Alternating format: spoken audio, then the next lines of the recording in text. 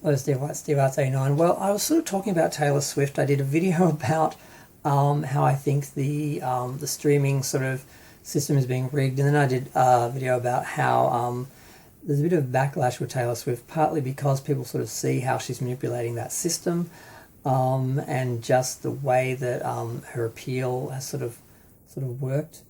But now there's some actual backlash against the latest album. Now, the second last album, I can't remember what it was called, but it was released during the Eras tour. A lot of people didn't really like it, and there were only a few negative reviews though, because the industry seemed to be afraid to say anything bad about Taylor Swift because the Swifties were vicious.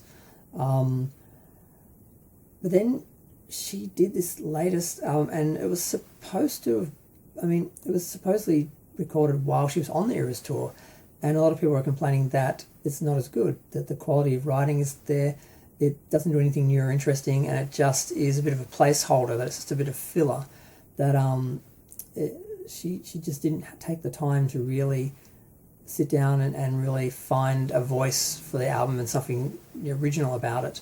And I haven't listened to it, so I don't know if that's true, but I can see, I listened to a couple of tracks that didn't seem really that interesting. And the one I did listen to, like Wood, which was just really cringe. She's not really clever, and it's not really sexy or nasty or anything, or dirty or provocative. It's just sort of, it's just kind of lame. And people are seeing this, and something that I'm sort of aware of is like, the way like the system works, you basically can market teenagers into buying anything. These industries create the pop artists all the time, and they did that eventually with Madonna. She created herself, and then once they realised she could make money, then they put money into selling her, and that's why True Blue was so huge, because she did the first album and Like a Virgin basically herself, and she caught on, and then they actually gave her money and support, and then that's why that album was so huge, even though it is nowhere near as good as Like a Virgin, and that era isn't as iconic as Like a Virgin, but it actually sold like 15 million more albums or something like that. It got like 28 million sales, I can't remember.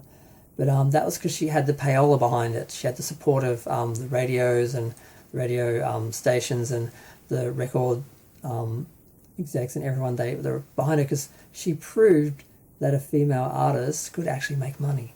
They didn't have any faith in her in the beginning. It was just not like today where they're pre-marketed and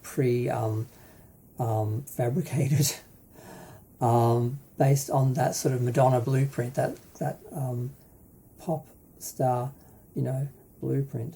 But what you find there is you can only do that with teenage girls, and to a lesser extent teenage boys.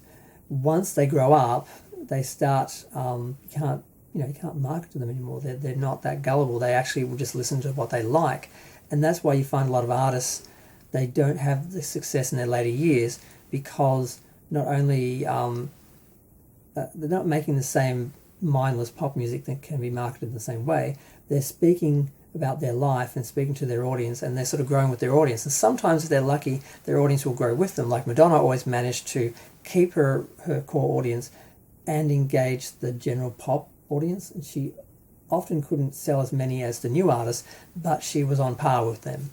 Whereas Taylor, I'm not sure she can keep that up, because she seems to have maintained her audience of teenage girls, but she's 35 now, and she's just starting to sing about like adult content, like having sex, having a partner, being older, and she's going to have trouble keeping that up. She's going to have to keep recording silly pop songs and silly love songs, which she's not living anymore and not experiencing anymore, because she's a happily married woman, and trying to make that believable when we all know that that's not her life now.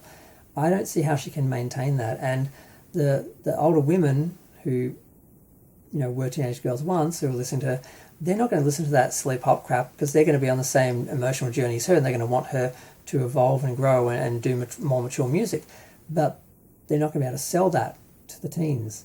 So it's the life of a pop star, the career of a pop star, it can't be maintained permanently at the level that it always is when they're new and they're just appealing to kids and the general sort of mass market. Taylor Swift has been really lucky to hold on to those people and get them to like buy more and more and more albums and rebuy the same albums, and she's managed to spin and grift and con and do a lot of stuff to keep her audience, but she can't do it forever. I don't believe she can do it forever. So eventually, we're seeing a bit of a backlash now where people are growing up and saying, I don't like this album, or they're little kids saying, I don't like this album, because it seems to be starting to be more the voice of who she is now. And so this, it's going to be interesting to see how this flames out over time, because it's not going to last forever. But we'll see. We'll sit back and we'll see. But I'm going to go. Feel free to share, like, comment, subscribe. Let me know what you think of the new album and her predicament in, pop.